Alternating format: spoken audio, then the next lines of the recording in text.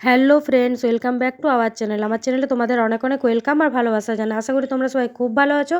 তো আজকে আমিও ভালো আছি। তো চলো আজকে ব্লগটা আমি এখান থেকে শুরু করলাম। তো এখন এই যে সকাল সকাল মিষ্টি স্কুল থেকে চলে এসেছে আর আমি আজকে ঢোকলা বানিয়েছিলাম। তো ভাই আমি দুজন মিলে ঢোকলা খেয়ে নেবো, মিষ্টিও খাবে। আর এদিকে যে দেখছো আজকে মতিচুর লাড্ডু গোপাল দিকে ভোগ দিয়েছিলাম। তো যাই হোক, পুজো টুজো পুজো টুজো করে এই যে দেখছো আজকে ঢোকলাটা বেশ স্পঞ্জি দারুণ হয়েছে। তো এটাই সকালে আপাতত নাস্তা করে নেব, তারপরে রান্নাবান্না সব কিছু তো কাজ আছেই। এদিকে মিষ্টিকেও টুকটাক খাওয়া দাওয়া করাতে হবে। আর এখানে দেখছো গোপুসোনারা সবাই মিলে বসে আছে সেজে গুজে, মানে কতটা সুন্দর লাগছে দেখতে, তাই না?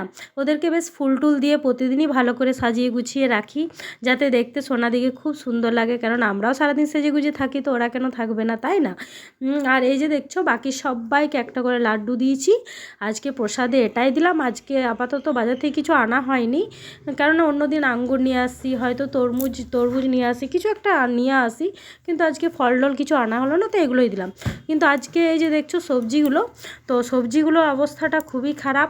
মানে বিশেষ করে ভেন্ডিটার অবস্থা, মানে ভাই এমন ভেন্ডি নিয়ে এসেছে যে ভেন্ডিটা পুরো একদম ও মানে দেখেনি হয়তো, ভালো করে দিয়েছে, নিয়ে নিয়েছে। এই যে দেখছো একটু হাতে করে ভাঙা যাচ্ছে না, বলো তাহলে তাহলে আমি কি করে সবজি বানাবো? এখানে ভেন্ডিগুলো যাই হোক বেছে কুছে কিছুটা ভেন্ডি বার হলো, তো সেটাই বানালাম। আর বাকিটা এগুলো সব তো ফেলেই দিতে হবে। প্রায় অনেকগুলো 250 মতন ভেন্ডি তো কেমনই নষ্ট হয়েছে। আর আগের দিনও কিছুটা ফেলেছি, আর আনার সময়ও ফেলেছি। তো যাই হোক অনেকটাই ভেন্ডি এনেছিল, 2 কেজির মতন এনেছিল, তো অনেকটা ফেলানোই গেল। আর এখানে এই যে আমটা কেটে রেখেছি, তো এটা আমি শুকাবো, শুকিয়ে পরে একটা জিনিস বানাবো। আর এখানে এই যে ভাতের চালটা ছেড়ে দেবো, জলটা গরম হয়ে, আর এখানে ডালটা বসিয়ে দিয়েছি। তো ঝটপট করে রান্নাটা করে নেবো। এদিকে ভাইকে বললাম যে বোতলগুলো খালি হয়ে গেছে, তো তুই বোতলগুলোতে জল ভরে নিয়ে আয়।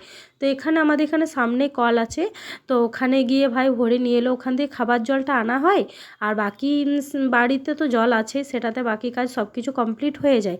তো এখানে আমি রান্না করতে চলে এলাম।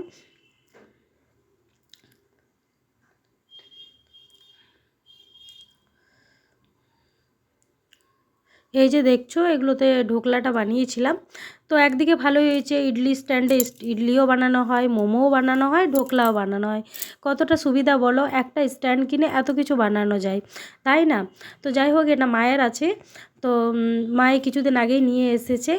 আগে টুকটাক এটা সেটা জিনিস দিয়ে বানাতাম, ওই স্ট্যান্ড ছিল না, তাই এখন নিয়ে এসেছে, তাই স্ট্যান্ডে সব কিছু বানানো হচ্ছে। আর এখানে জলে চালটা আমি ফেলে দিলাম। তো ভাতটা এক সাইডে একবার ফুটিয়ে নামিয়ে রাখবো, বাকি সবজি টবজিগুলো করে লাস্টে ভাতটা আরেকবার ফুটিয়ে নেব।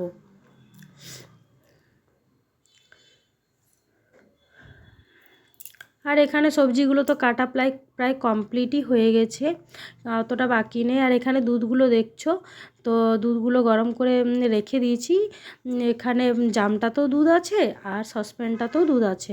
তো একটাই মিষ্টি খাই, ও সারাদিনের আনা হয়েছে, বাকিটা আমরা সবাই মিলে খাই। তো আপাতত কড়াইটা আটটা নিয়ে নিলাম। তো এবার সবজিটা আটটা বসিয়ে দেবো, কেননা টাইমও প্রায় অনেকটা হয়েছে। এখন যদি না বসায় তো আরও লেট হয়ে যাবে। এদিকে ভাইয়েরও ডিউটি আছে, ও খেয়ে দিয়ে ওকে 2টোর সময় যেতে হবে, তাই না? তো চলো আজকে ব্লগটা আমি এখানেই শেষ করলাম। সবাই ভালো থেকো, সুস্থ থেকো। আমার চ্যানেলটা অনেক অনেক সাবস্ক্রাইব করো, লাইক করো, কমেন্ট করো, আর অবশ্যই জানাবে কেমন লেগেছে তোমাদের ব্লগটা।